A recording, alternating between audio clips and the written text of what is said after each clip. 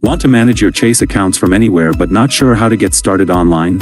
If enrollment seems complicated, you're not alone. Today, we're enrolling in Chase online banking in just a few minutes. Welcome back to Guide with Samuel. Let's break it down. Online banking gives you 24/7 access to your accounts, bill pay, transfers, and more from your computer or mobile device. Step 1. Start the enrollment process. Go to chase.com and click Enroll in Online Banking.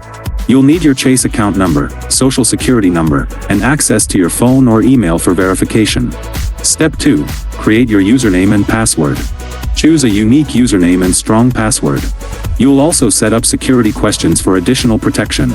Once completed, you can immediately access your accounts online. And that leads to my crucial pro tip: download the Chase mobile app right after enrolling. The mobile app offers all the same features as online banking plus mobile check deposit and location services to find ATMs.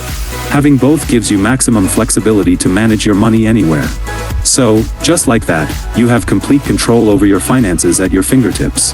Enrolling in online banking goes a long way in convenient money management. Now I'm curious, do you prefer banking on your computer or through the mobile app?